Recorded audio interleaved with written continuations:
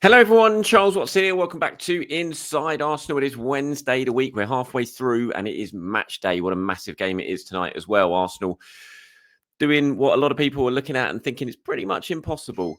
Trying to overturn that 2-0 deficit from the first leg at the Emirates against Newcastle. Got to go to St James's Park and win by at least 2 goals to take that spot at Wembley. Of course, if they do win by 2 goals, that means it's going to go to penalties. Any more than that, and Arsenal would go through. It's a big ask. No doubt about it. It is a big ask, but they're certainly going out there confident after that 5-1 thumping of Manchester City at the weekend. Newcastle, of course, have lost their last couple of games as well. So, look, we're going to talk about that game in today's show. Going to go over predicted 11. Look at what Mikel Arteta has been saying ahead of the team, run through the team news as well, of course. But we're also going to talk about the transfer window. Mikel Arteta had his press conference yesterday, and he went through some of the key points. Or he was asked questions about some of the key points of the transfer window, how he's feeling about not signing anyone, all that sort of stuff. So we're going to go over his answers. You guys have been flooding in terms of your comments as well. So I'm going to pull some of those together, and we're going to look at what you guys have been saying over the last 24 hours or so. And I've got to flag up, although I'm saying this is Wednesday and it's Wednesday's show and all that, I'm actually recording it on Tuesday evening. On Wednesday morning, when I would normally be recording, I'm going to my son's school. He's doing a school performance, and obviously me and my wife are going to go and watch him perform in that performance. So I'm not going to be able to do my usual recording. So I'm doing it early on Tuesday evening. So if I've missed something, if some massive breaking news has happened between 7:30 p.m. on Tuesday evening and now the time you're watching it or the time it's going live in the usual time on Wednesday morning, that's why I'm not talking about it. It's because I'm sitting watching my son do a performance about Mount Everest. So that's why. But hopefully that hasn't happened, and I won't miss anything. Right, let's look at what Mikel's been saying. This was obviously his first time in front of the cameras, in front of journalists since the close of the transfer window with Arsenal. Didn't manage to get any forwards in. He'd be spent the whole month talking at pretty much every press conference, making it very, very clear that he wanted new additions and that the team needed help, the squad needed help. He couldn't have made it more clear with his messaging throughout January, but it didn't happen. Arsenal were unable to sign any of their players. To be fair, from my information anyway, the only one they really showed any proper intent for was Ollie Watkins. And then that didn't happen. And they were left, scrambling around towards the end, seeing if anything could maybe materialise. It didn't. And so they're going with what they've got for the second half of the season. Mikel was asked about it. He said, look, we had a clear intention, which is always there in a window to explore opportunities to improve the squad with players that can impact it. We haven't achieved it, so we are disappointed in that sense. But as well, we are very aware that we only want to bring in certain kinds of players, and we have to be very disciplined with that as well. And I think we were. And whether he's frustrated at Arsenal not making a sign-in, he said no, because when you try your best and you do things with the right process and you see the people that we all share the same intentions with and wills, and after you don't achieve it, okay, there are things you have to learn from. There always are, but you have to move on. That's a piece that was important in the moment, and now we have to move on. And nobody knows whether it's better to have done it or not, and we'll find out at the end of the season. And we will find out at the end of the season, of course we will. But he can talk, but it's very hard to convince. Certainly, a lot of people convince me that Arsenal didn't need help in the transfer. He knows it as well. He couldn't have been more obvious. He couldn't have been more clear in all of his messaging throughout January. He knew the squad wasn't good enough or wasn't strong enough because of the injuries, because of the numbers, and it needed additions up front. So there's no way, and he admits it there, that he's disappointed. Of course he's disappointed. I thought he sounded disappointed at the press conference as well. You can always tell after the first sort of minute or so what sort of press conference is going to be like and what sort of mood Arteta is in. And I don't think he was in a very good mood yesterday.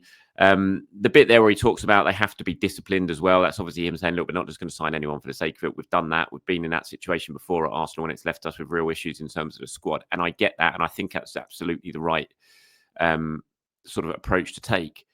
But I don't, I think needs must at times. And I think this window definitely did must. And basically every single time Kai Havertz goes down now between now and the end of the season, there's going to be a collective holding of breath of every Arsenal fan around the world. And I imagine Arteta and the coaching staff on the sidelines, because they know they've just got very little other options, and Havertz is going to have to stay fit. And that, when you look at squad planning, squad building, that's not really a good place to be for a team who are trying to win the Premier League and trying to win the Champions League. So it's clear the disappointment is there. it was sort of asked about the failure then, why Arsenal didn't manage to bring anyone in. He said when it was the right player just not available. He said, I won't like to go into too much detail. We couldn't do it for certain reasons. We have to accept it. That's it. It was a combinations of things, whether it was down to maybe the characteristics or upsetting the balance of the squad. He said, no, that wasn't part of it. That wasn't an issue with any player we were trying to find. Asked about whether it's a gamble that the club haven't made the squad bigger. He said, it's not a gamble, it's a reality. We have to face the reality of what we have. We have the players that we have. Some of them are on loan. We've never had a squad of 35, 40, 45 players. So many other clubs have 45 on the list. We don't have that size at the moment. That's our reality. We have to do so much. We've had to do so much in the last few years. That's where we are. We're going to have to evolve there as well and have more and more players from the academy and the ones that are here to be fitter longer. That's a job that's permanent. It keeps evolving. And we need to be on our toes. Interesting there, he talked about getting more players through from the academy. The only issue is when you look at the sort of age group who might be near enough ready for the first team, and you're looking at Ethan and Miles, obviously, I'm not sure there's too many others. You kind of go back to Max Dowman at 15. Whether there's anyone really in between that could help at the level that Arsenal need. I think that's pretty doubtful, to be honest. So I'm not sure the academy are going to be the saviours here, certainly when it comes to attackers. I think this is just going to be a debate that's going to run, isn't it? I think every poor result Arsenal have between now and the end of the season, every miss, say, that Kai Havertz does between now and the end of the season, it's just going to, this debate is going to rear its head time and time again. It has done since the summer, and I think it's just going to be a continuing theme throughout. I mean, Mikel said yesterday in that previous slide that I showed, saying until the end of the season, we're not going to know if it was the right decision or not. And ultimately, he's right there. But I think we can all have a fair idea that they have left themselves short. He knows it. He's not going to come out and slam the club and slam the owners for failing to get him a player that he wanted. But he knows they're short. We all know they're short. It's very, very clear. This is what you guys have been saying since yesterday. Scott says, I know we need an extra body in attack, but I also agree with not getting anybody in just to fill a gap. We've gone backwards the last two seasons, but we still, last two windows, but we still have the best Arsenal squad for the last 20 years. And if it's a summer of Sesko, Nico Williams and Zubimendi, we could rule the PL for the next few seasons with the business we do in the summer. In the meantime, though, with the money we didn't spend, we need to tie Saka and Saliba down to long-term contracts for the end of the season. That would be very nice. Is that Andrew Marquez said the fact that Spurs will be paying 10 million for a 6-month loan for a player who doesn't even start for his team lets you know exactly how the striker market is right now. If the club has their targets, the chase will pay off eventually, like it did with David Raya. Got to hope Newcastle don't make UCL and then we have a shot. Presumably talking about Alexander Isak there. Chris says it's disappointing we didn't sign anyone in January, but the market wasn't really conducive to us. It's better to have no one than the wrong fit. The Premier League is likely a step too far, but this is a team that might be better suited for the Champions League. We have a really great chance to go far in that competition with the style we're playing this season. Looking long-term, we're in great shape compared to our rivals. Liverpool could be in a flux. Chelsea still look unstable. City need to have a reboot, plus the charges. United, Tottenham, mid-table. We need a striker, but we need the right one. The team can win a lot in the next few seasons. It's worth waiting a window to get the right player in. The thing with that, and I agree, in a way, but you've got to be so confident you can get that player in. There's no real evidence that Arsenal are going to be able to go out and get the striker they wanted this window. There's a hope, we all hope it, but there's no real evidence. The striker they wanted last window was Benjamin Sesko. They couldn't get him. They tried, but they couldn't get him. And we've seen lots of, previous attackers they've tried to sign and not sign. Rafinha, for example, they wanted him, didn't get him. So it's not a foregone conclusion that Arsenal managed to sign the players that they really want to sign in the summer. We know they want to sign Alexander Isak. He would be a dream for Mikel Arteta. Are Arsenal going to sign him? It's very, very unlikely given the price. They might try, but it's, you can't sit here right now and say with full confidence, Arsenal are going to sign Alexander Isak. You can't even say that about Benjamin Sesko, who's much more gettable. So I agree that sometimes, yes, it's worth waiting for something that seems a better fit. But the only issue is with that is there's no guarantee that Arsenal will be able to get those players in the summer. Hopefully, though, they do. Encos says, the big lesson from this window, never again limit our January options by taking 2 Premier League players on loan during the summer. I'm convinced that we'd have brought someone in, Rashford, Ferguson, in on loan if Edu and co hadn't bungled our domestic loan situation last summer. I think that's a good point. I don't think they would have gone near Rashford. I really don't think that would have happened. But I do wonder if Evan Ferguson might well have been an option if Arsenal didn't have those 2 loan quotas already filled from Premier League clubs. I wouldn't have been surprised if Arsenal would have made a move for Ferguson if they could have done, but obviously they couldn't. bit harsh on Edu and co bungling the domestic loan situation last summer. I think Arteta has to take a fair share of responsibility for that because, it's him on the advice of Inaki Kana to really chase Juan Garcia, the goalkeeper, for basically the whole summer. And then Arsenal failed to get that deal done. And so basically Edu had to scramble on the last couple of days just to get a goalkeeper in on loan. So Arsenal had a second choice because the club just, in my opinion, wasted far too long on a goalkeeper that they were going to spend too much money on anyway. And I think Arteta and Inaki Kana need to share some responsibility for that, to be honest. Jarvis says that the club has needed a big summer for 3 years in a row now. Have we actually had one yet? We needed a proper centre forward for many seasons. Everyone sees it. The fact Osimhen and Gyökeres are not really in serious consideration, plus the Isak PR and the Sesko is the main target, who is an unfinished product, tells me the level and ambition of the owners. See, one thing I don't agree with, it has to be, why Gyökeres, yes, he scored lots of goals. I agree that. And look, I wouldn't be against Gyökeres signing. Every time I've seen him play, he impresses me. But, I don't think you can rule out the fact that just because Sesko's young, that he couldn't be an excellent player. So many signings. You go out and sign the player that you think's a guaranteed goal getter. Clubs spend 90 to 100 million pounds on these players. It don't work. So many times it doesn't work. In fact, the majority of the really big signings, 100 million pound plus signings, when you look at wingers or the top prices that clubs have paid for attackers or wingers in the history of football, you go through the top sort of 10. So many of them have failed to deliver. The ones that do are the ones maybe are a little bit not considered that guaranteed goal getter or absolute star. Look at how much Liverpool played for Mohamed Salah, for example. He wasn't a world superstar when he signed him, but he turned into one. Thierry Henry wasn't a world superstar when Arsenal signed him. In fact, he was someone who was, stock was rapidly falling. Then Arsenal turned him into a superstar. So I've never bought into the fact that it has to be this superstar name who costs 100 million pounds. I just think it has to be someone you're really convinced can make a difference. And if Sesko is that guy, then I don't think his age or anything like that talks about the ambition of the owners. I really don't.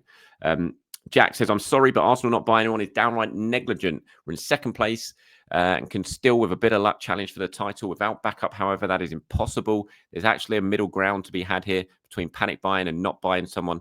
But once again, we went for the latter. Can we really call ourselves a big club when we go into the market and buy, when we don't go into the market, buy players of quality? We underspent in the summer, and now we've underspent now. Do we really want to win anything? Well, they do want to win something. I'm pretty sure of that. Well, I know Arteta does, and the players do.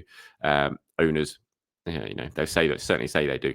But no, I agree. I said it today. It is bordering on negligent, not signing anyone. Just more so for the players that are currently here. It's putting them at risk. I think it's definitely putting Kai Havertz at risk of injury.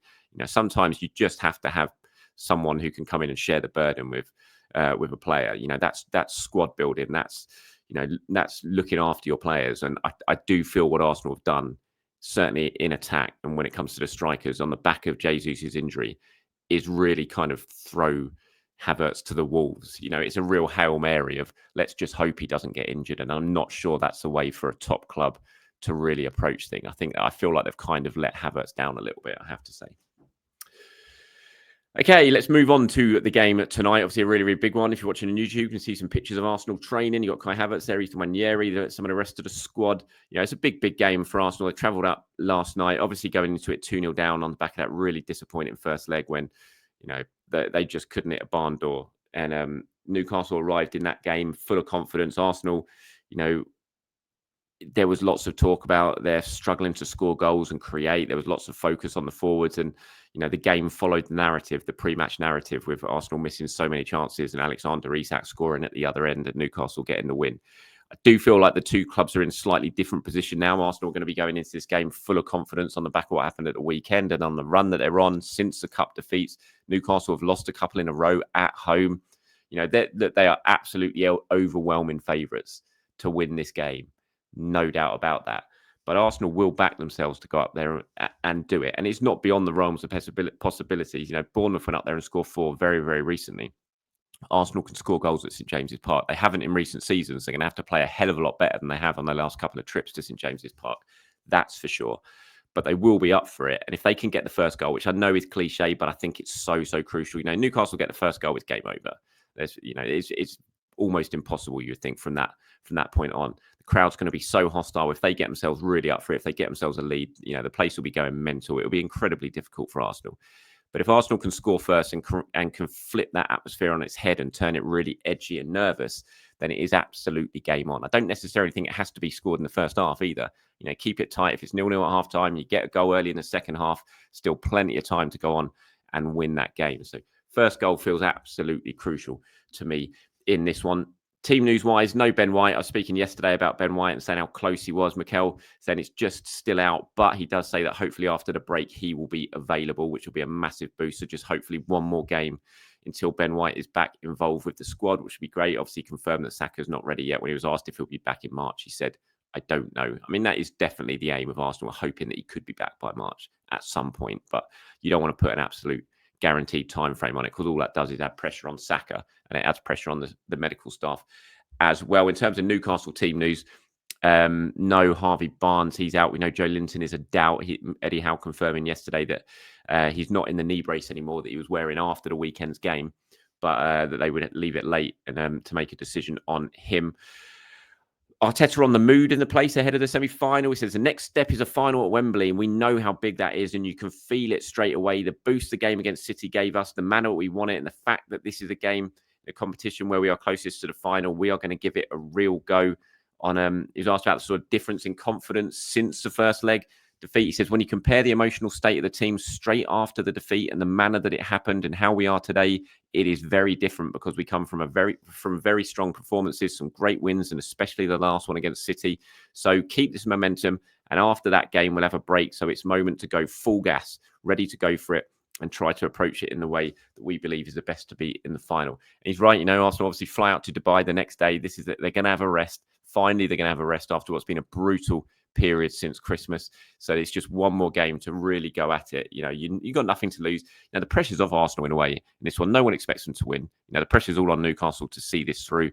It's very rarely that Arsenal go into a game as the underdogs and with the pressure off them a little bit, but it's the case this time. Maybe that will free them up to really attack Newcastle. They'll definitely go for it. And he's right. You think of, it's quite fortunate there's been a big gap between the two legs. If that second leg was, say, the week after the first leg, the mood that Arsenal were in then, I wouldn't have backed them to go up there and give them a chance at all. But the mood they are now is very different, because we've had that gap and Arsenal have picked up some good results, including the one against City. I think that gives them a little bit of a boost. And I certainly give them more of a chance of winning it now, that the game is happening now, than if it had happened a couple of weeks ago. And this is my predicted 11 for the game. I thought this one was pretty easy, to be fair, unless something has gone on that we don't know about. I think the Pitt team is just going to be the same as it was against Manchester City. I can't see him making any changes. I don't see why he needs to. This is the last game for 10 days. They're flying out. They're having a rest the next day. And, if this was Tuesday night, maybe I would think he'd make a couple of changes because the game was on Sunday, but it's not. They've had an extra day. Nwaneri obviously maybe has forced his way into the thinking, coming on scoring, but I doubt it. I still think he'll be left on the bench. So I just think it'll be the same team. So Raya, Timber, Saliba, Gabriel, Lewis Skelly, Partey, Odegaard, Rice, Martinelli, Havertz and Trossard. The only two I can think of changes that he might make, like I said, Nwaneri is a possibility, but I still think that's doubtful, and maybe he'll bring Calafiori in and give Lewis Skelly a rest after his exertions at the weekend. But again, I don't really see that happening. I just think it's going to be the same 11. So we'll see if that is the case or not. That's it from me today, everyone. Thank you very much for watching. Appreciate it as always. Enjoy the game later. I'm not at Newcastle, so I'm not doing live updates from this one. I'm going to be watching it at my dad's house. Do a video tomorrow morning, in-depth reaction show, of course. So you want to get involved in that, come back after the full-time whistle, leave your comments, your opinions, whatever. I'll pull some of them together as usual and get them included in tomorrow's show. Until then, have a great day. Speak to you soon, everyone. Bye-bye.